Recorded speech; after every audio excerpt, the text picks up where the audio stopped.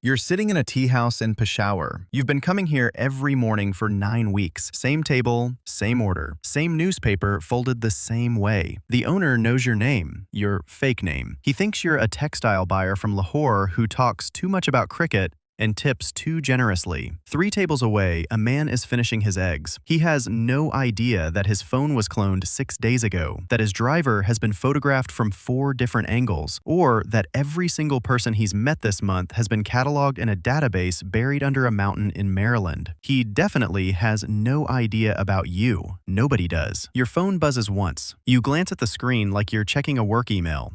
One word. Green light. You don't react. You take a sip of tea. You check your watch like you're running late. You stand up, leave a tip on the table, and walk toward the door. Not fast, not slow, just a man with somewhere boring to be. 45 seconds later, a car pulls alongside the target's vehicle outside. What happens next takes less than 3 seconds and will never appear on any news broadcast in any country. You're 2 blocks away when you hear it, a sharp crack that most people mistake for a backfiring engine. You keep walking. You buy a mango from a street vendor. You check your phone again. You hail a cab. By tomorrow, you'll be in a different country, with a different passport and a different name. The man in the tea house will be buried by noon. The intelligence agencies of 4 nations will spend months pointing fingers at each other. None of them will point at you, because you were never here. You don't exist. You never did. Let's rewind, way back. You grew up in a nothing town in the American Midwest, the kind of place where the biggest event of the year is the county fair, and the most dangerous thing on the streets is a deer with a death wish. Your dad was career military, not the glamorous kind, the kind that fixes helicopter engines on a base in Kansas and comes home smelling like jet fuel and frustration. He didn't talk about his service much, but every now and then, after his 3rd beer on the porch, he'd say something that stuck. He'd say, "The people who really keep this country safe are the ones whose names you'll never hear." You thought it was just Dad being dramatic. You had no idea he was handing you a prophecy. You were a weird kid, not troubled, just wired differently. You were the type who would memorize license plates for fun. You'd sit in the school cafeteria and count how many times the janitor passed the same hallway. You'd notice that Mrs. Henderson parked in a different spot every Tuesday, and you'd wonder why. Your brain didn't just observe, it cataloged, it cross-referenced, it built patterns out of noise. Your teachers called it ADHD. Turns out, it was a marketable skill in a very specific industry. You joined the Army at 18, because college felt like 4 years of expensive waiting. You were good, scary good, the kind of soldier who finishes land nav courses an hour ahead of schedule, and then goes back to see where everyone else got lost. You went Ranger, then Special Forces, then Delta Selection, which is the military's way of asking if you'd like to be broken down to your molecular components and reassembled into something sharper. You made it through. Most don't. You deployed to places that the nightly news pretends don't exist. You did things that earned you medals you'll never wear to a dinner party. By 29, you were one of the most experienced operators in the Joint Special Operations Command. You thought you'd peaked. You thought there was nowhere left to climb. You were wrong. There's always a higher floor. You just didn't know the elevator existed. It happens in a food court on a military base, of all places. You're eating a rubbery cheeseburger and scrolling your phone when a man sits down across from you.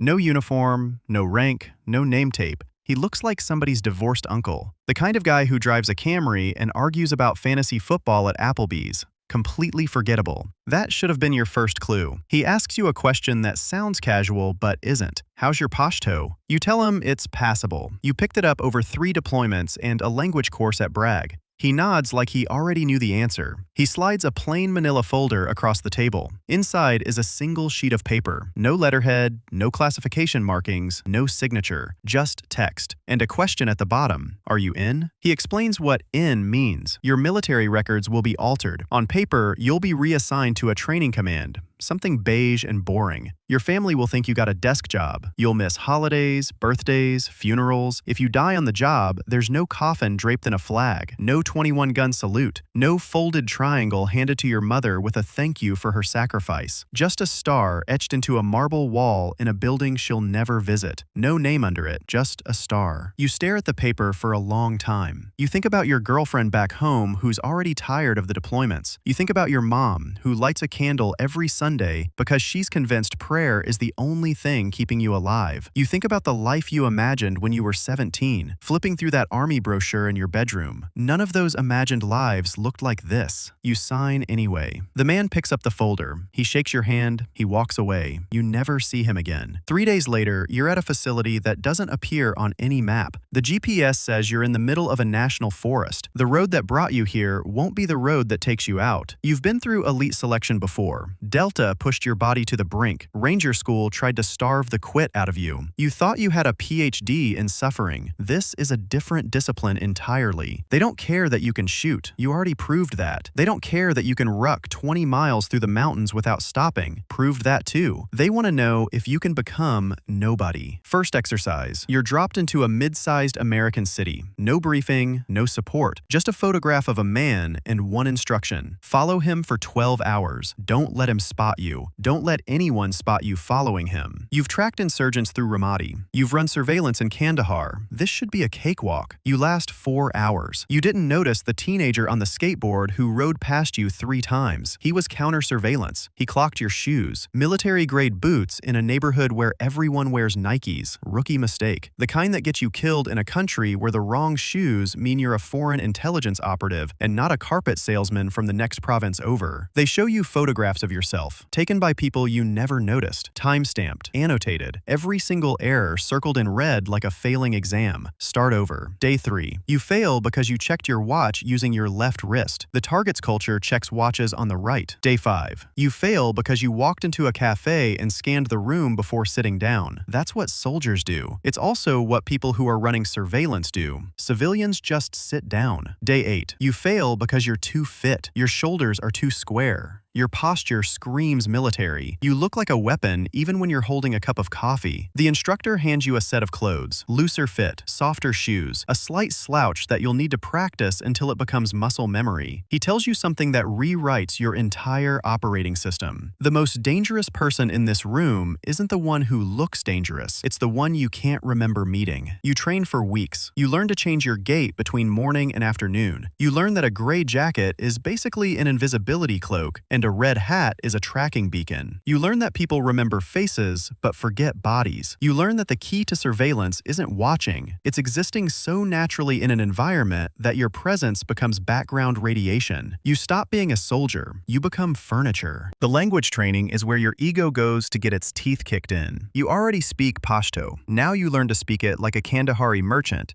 not an American who learned it from a textbook and 3 deployments. You learn the slang, the hand gestures, the way men from different tribes greet each other differently, the rhythm of conversation, the pauses that mean respect and the pauses that mean suspicion. You learn to argue about football like you've got money on the match. You spend an entire afternoon learning how to pour tea, not the taste, the gesture, the height of the pour, the way you hold the pot, the angle of your wrist. Every region does it differently. Get it wrong and you've just announced to the entire room that you're from somewhere else. Then they strip everything away. Foreign city. No money, no ID, no contacts, no weapons. Survive for a week. Complete 3 tasks. Don't get caught, don't die. Day 1. You sleep in a bus station. Day 2. You talk your way into a construction site and earn enough cash for food by hauling cinder blocks. Day 3. You befriend a shopkeeper by helping him fix his generator. He invites you to dinner, introduces you to his brother-in-law who works at the port. By day 5, you've built a small network of people who think you're a drifter looking for work. None of them know they've just been socially engineered by a man who technically doesn't exist. You pass. Barely. The washout rate is north of 90%. Not because the candidates are weak. These are Delta operators and SEAL team leaders and CIA paramilitary officers. The best of the best. They wash out because they can't turn off the warrior. The guy who dominates every room. Gone. The guy who makes eye contact like he's picking a fight. Gone. The guy who's 6'4". Gone. You can't hide that in a crowd. They keep the gray ones, the forgettable ones, the medium height, medium build, medium everything humans who could sit next to you on a bus for an hour and you wouldn't remember a single thing about them. Welcome to the activity. You've just joined the most classified unit in the United States military. The unit has no fixed name. It's been called Gray Fox, Centra Spike, Task Force Orange, the Army of Northern Virginia. The name rotates faster than a witness protection identity. By the time any congressional staffer tracks one name down, it's already been shelved and replaced. The unit is tiny, maybe 200 people. In a special operations community of 70,000, you could fit the whole organization in a high school gymnasium. 2 branches. Hument, the human collectors, that's you. You go places, become people, and build relationships with sources who have no idea they're sources. Sigint, the signals nerds. They crack phones, intercept messages, and find people who've spent their entire careers not being found. Here's the food chain. SEAL Team 6 kicks in doors. Delta raids compounds. The Rangers seize airfields. They're the hammer. You're the one who tells the hammer where the nail is. Without you, the most elite soldiers on the planet are just sitting in helicopters, burning jet fuel, and waiting for an address. You find the target. You map the network. You drop the coordinates. Then you ghost. The operators get the medals and the movie deals. You get a classified file that no one will read for 75 years. Your first real operation, North Africa. You won't say which city. You'll never say which city. The target is a money man. Let's call him Tariq. On paper, he's a respectable import-export executive, files his taxes, sponsors a local football club, attends Friday prayers like clockwork. He also moves about $8 million a month to organizations that build car bombs and recruit teenagers as suicide operatives. The politicians don't want him dead. Dead men don't talk, and Tariq's contact list is worth more than his corpse. Your job is to map his entire world without him ever knowing you exist. You arrive as Marcus Brandt, German national, agricultural equipment sales. A job so boring it could put an insomniac into a coma. Business cards, a functioning website, a secretary in Frankfurt who takes your messages. She thinks you work for a farm equipment distributor. She's technically right, just not the kind she's imagining. You rent a mid-range apartment. You buy groceries at the local market. You go to a gym. For 6 weeks, you do nothing remotely interesting. You attend trade mixers. You hand out business cards. You take meetings about contracts that will never be signed. You are weaponizing boredom. Then, slowly, you start orbiting. The cafe where Tariq drinks mint tea every Wednesday. You become a regular at the table nearest the kitchen. You never look at him. The gym where his nephew trains. You show up 3 mornings a week and struggle with the bench press on purpose. Nobody remembers the guy who can't lift. The barbershop where his driver gets a shave every Friday. You start going there too. You're not following Tariq. You're becoming a piece of his environment. By week 4, you know things his wife doesn't. You know he meets a woman at a boutique hotel on Saturdays. You know his accountant drives a silver Mercedes with a cracked taillight. You know he gets a phone call every Monday at exactly 2:15 that makes him leave the room. Every data point goes into encrypted reports that bounce through relay servers in 6 countries before landing on a desk in Fort Meade. Week 7. Something shifts. A car that doesn't belong in this neighborhood starts showing up. A man who sits too still at the cafe. The rhythm of the street changes in ways only you would notice. Tariq has counter surveillance. He's got watchers watching for watchers. You report it. You pull back. You alter your patterns. You skip the gym. You switch cafes. Within 72 hours, Sigint has cracked Tariq's personal phone. Now they're reading every text, logging every call, tracing every wire transfer in real time. Then the break. Tariq is expecting a courier, a man flying in from the Gulf carrying a ledger of account numbers, shell companies, and the names of every financier in a network that spans 3 continents. This is the jackpot. Your task with the courier. He lands on a Thursday, slight build, sweating through his shirt, gripping a briefcase like it's full of live grenades. He takes 2 taxis and walks 3 extra blocks in a zigzag pattern. Amateur evasion. You've seen sharper moves from fresh recruits. He checks into a hotel, floor 3, room 9. You report it. That night, a team that you'll never meet, that you'll never know the names of, enters the room. The courier wakes up the next morning with a headache he blames on the flight. He has no memory of the last 8 hours. He delivers the briefcase to Tariq. Every single page has already been photographed and transmitted to 3 different intelligence agencies on 2 continents. 2 weeks later, $63 million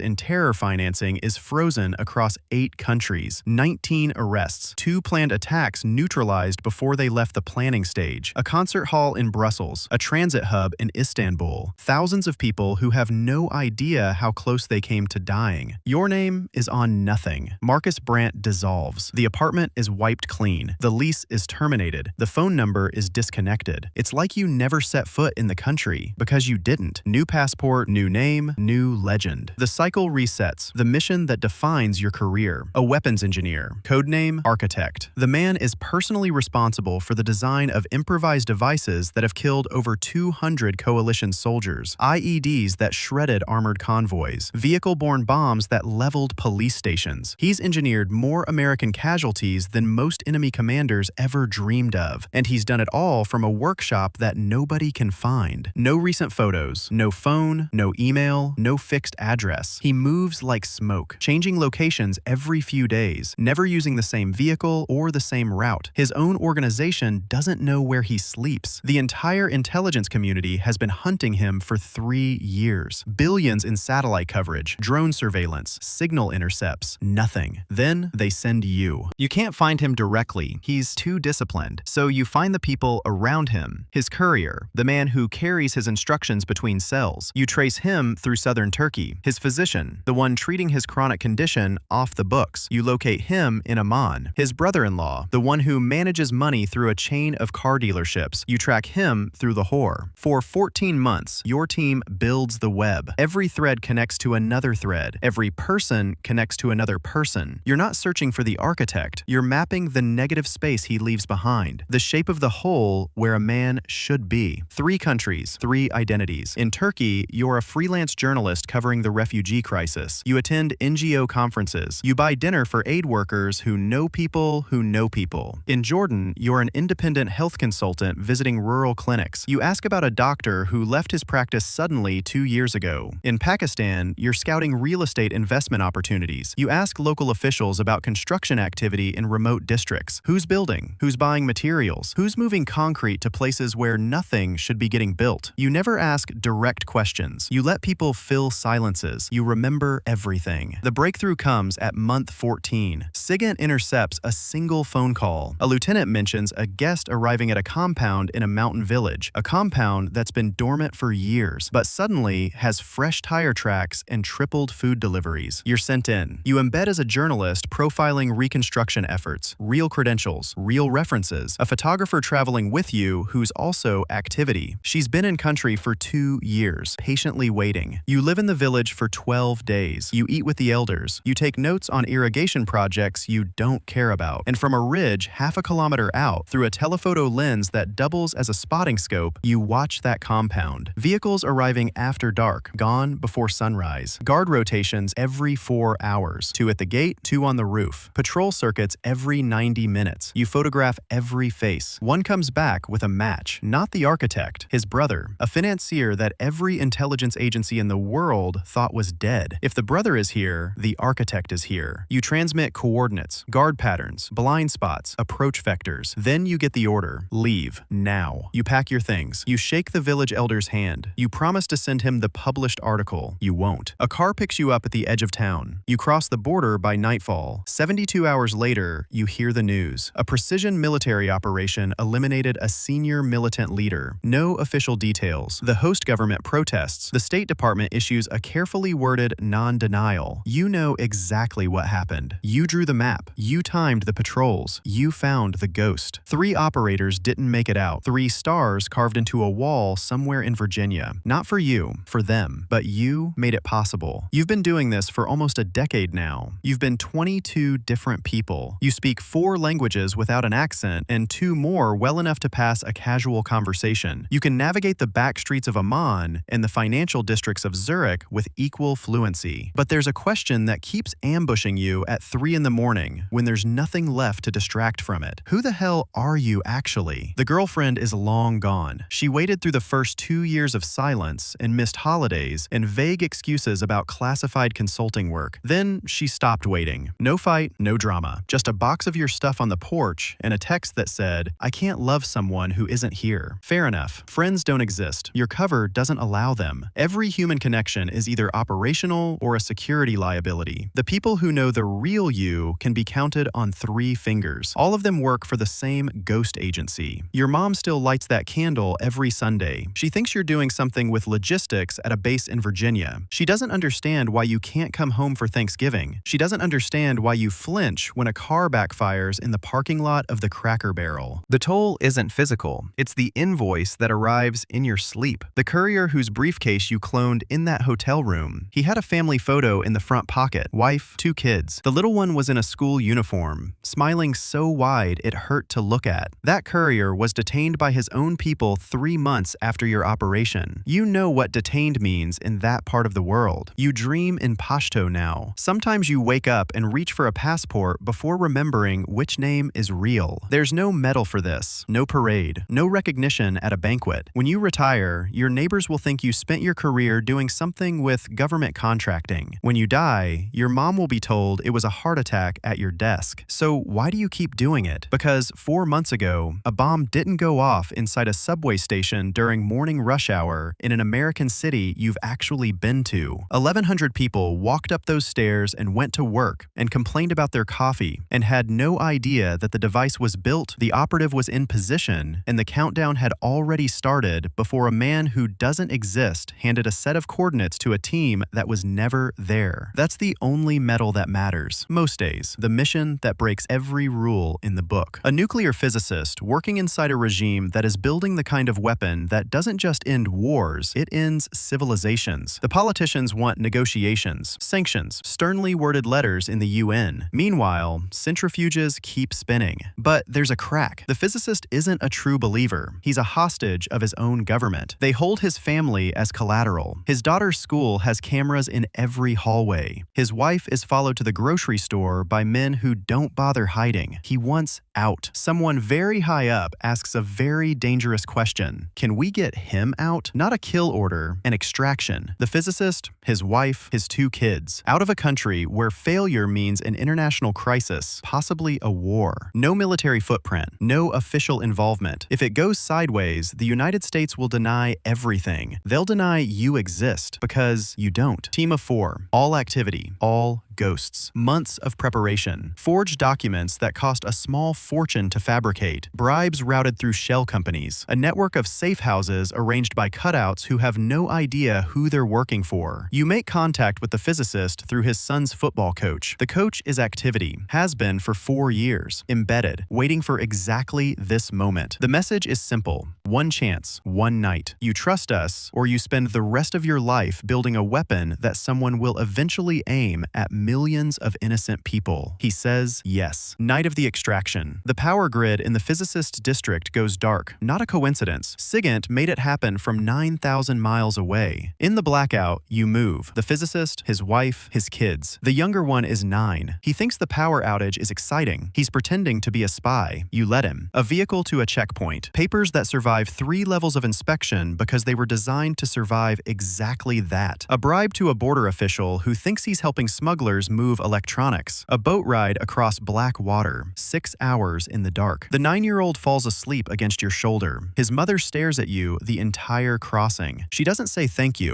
She doesn't say anything. But you see it in her eyes. A terror slowly being replaced by something she probably hasn't felt in years. Safe house to safe house for 11 days. Moving every night. Sleeping in shifts. Every engine on the road could be the one that ends it all. The pickup. A dirt airstrip in the middle of absolutely nowhere. A plane with no markings. The physicist is debriefed for 8 months. He provides everything. Schematics, timelines, personnel rosters, facility locations. The program is set back by a generation. No bomb, no war, no flash of light erasing a city from the map. The family gets new names, new history. A house in a suburb where the biggest concern is whether the school district is any good. The 9-year-old will grow up American. He'll play Little League and argue about video games and never fully understand the night his dad woke him up and said they were going on an adventure. You go back to your life, your next cover, your next mission. You never see them again. The years blur. The identities stack up like frequent flyer miles you can never redeem. You stop counting at some point because the numbers start feeling like a scoreboard for a game nobody else knows you're playing. You're in a cafe, Could be Rome, could be Virginia, doesn't matter. You're just a man with gray at the temples reading a newspaper, the kind of face that was built to be forgotten. And time has only made it more forgettable. A young guy sits 2 tables over, mid-20s, fit, squared-away posture he hasn't learned to hide yet. He's trying to look casual, but his eyes are doing laps around the room like a turret looking for a target. He holds his coffee with his shooting hand, which means his offhand is free. He checks his watch every 90 seconds. Amateur. You spotted him before you finished stirring your sugar. He's new, probably fresh out of the farm or Bragg or wherever they're minting them these days. He's running his first surveillance exercise. He thinks he's invisible. He's not. You clocked him in 3 seconds. You could teach him everything. How to hold a cup so it covers the lower half of your face without looking like you're hiding. How to use reflections in shop windows instead of turning your head. How to time your movements to pedestrian flow so you never stand out and never fall behind. How to make yourself so boring, so gray, so aggressively unremarkable that you become wallpaper with a pulse. But you won't, because he doesn't know you're here, and he never will. That's the rule. That's always been the rule. There's no retirement package for ghosts, no gold watch ceremony, no pension you can explain at a dinner party. One day, the phone just stops ringing. Maybe you teach now,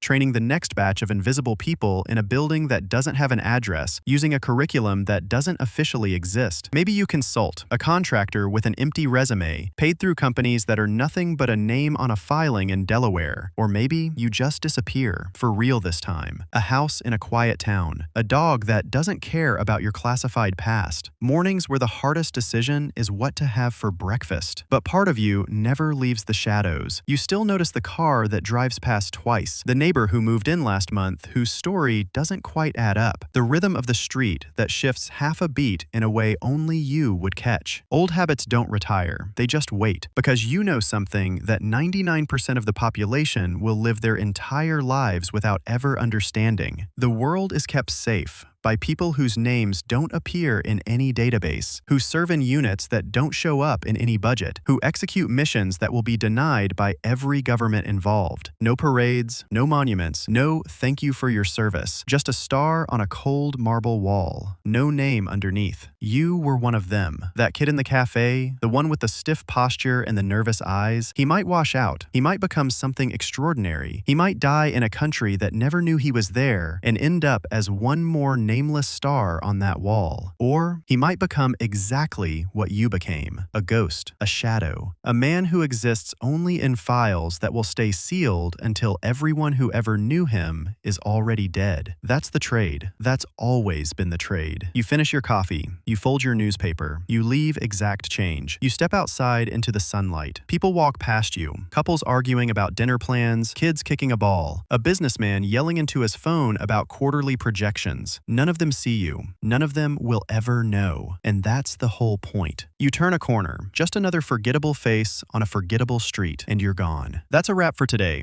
I've got more deep dives and classified receipts to drop soon. Hit subscribe so you don't miss the next one.